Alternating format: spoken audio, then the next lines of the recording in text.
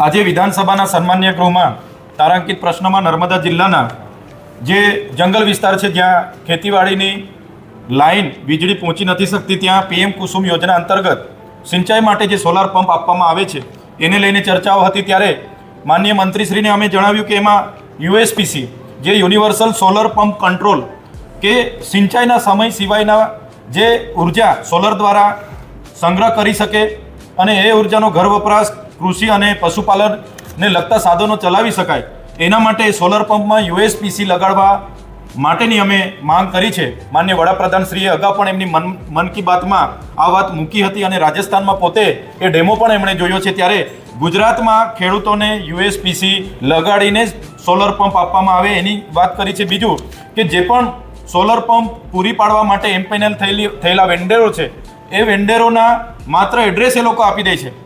ખેડૂતને જ્યારે કોઈ સ્ટાર્ટર બગડે, મોટર બગડે કે કંઈ પણ થાય એના રિપેરિંગ માટે ત્યાં કોઈ પણ જગ્યાએ સર્વિસ સ્ટેશનો હોતા નથી, જેને કારણે કંપનીમાં પંપસેટ ખેડૂત મોકલે અને પંપસેટ બનીને આવતા અઠવાડિયું કે 15 દિવસ લાગે તો એ પાક પણ સુકાઈ જતા હોય છે.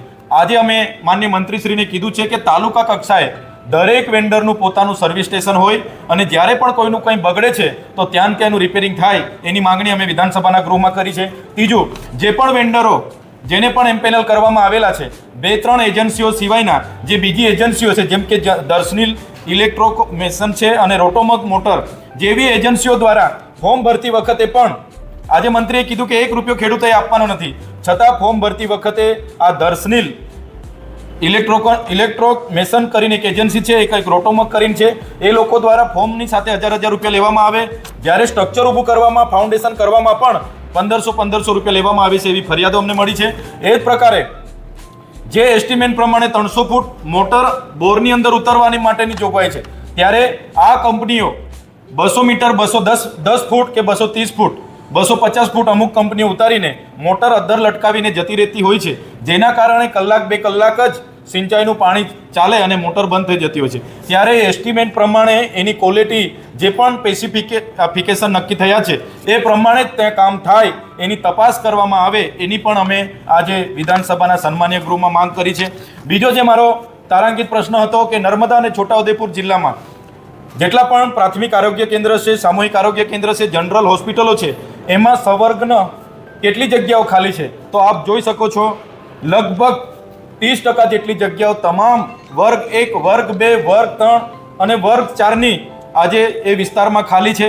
એ જ પ્રકારે અમે આરોગ્યમાં જ્યારે આ વર્ષે પણ 25,000 કરોડથી વધુ બજેટ ફળવાયું છે, અમે આરોગ્યમાં આટલું મોટું બજેટ હોય તો અમે PMJY અંતર્ગત નર્મદા અને છોટાઉદેપુર જિલ્લામાં કેટલા કાર્ડ ધારકોને એમાં લાભ આપવામાં આવ્યો એની પણ માહિતી માંગી છે. ત્યારે નર્મદામાં એમણે કીધું કે નર્મદામાં છેલ્લા 2 વર્ષમાં 30 કરોડની સારવાર હેઠળ જોગવાઈ કરવામાં આવી અને છોટાઉદેપુરમાં 47.21 કરોડની છેલ્લા 2 વર્ષમાં જોગવાઈ કરવામાં આવી.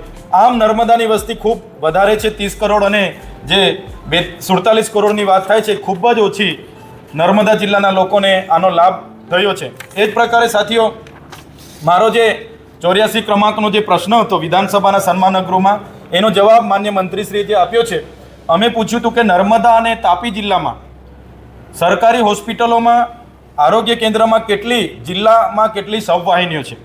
મારે દુઃખ સાથે કહેવું પડે છે કે સરકારે આ વિધાનસભામાં સ્વીકાર્યું કે એક પણ સબવાહિની નર્મદા અને તાપી જિલ્લામાં નથી.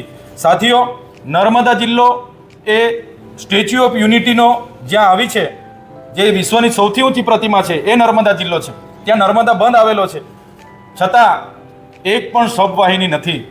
કોઈનું મૃત્યુ થાય છે એને લઈ જવા માટે ટ્રેક્ટરના ડાલામાં બેસાડી નાખીને લઈ જવું પડે છે, પિકઅપના ડાલામાં લઈ જવું પડે છે, ક્યાંક ને ક્યાંક ઝોલીમાં લઈ જવું પડે છે. આ સ્ટેચ્યુ ઓફ યુનિટીના નર્મદા જિલ્લાની વરવી વાસ્તવિકતા છે. એટલે આજે સરકારે ખૂબ સહજતાથી સ્વીકારી લીધું કે એક પણ સબવાહિની અમે હજુ પૂરી પાડી શક્યા નથી. આવડું મોટું બજેટ હોવા છતાં નર્મદા અને તાપી જિલ્લા સહિતના જિલ્લાઓમાં સબવાહિની ન પૂરી પાડીને સરકારની આ મનસા, સરકારની બેદરકારી આ છતી થઈ રહી છે. ધન્યવાદ.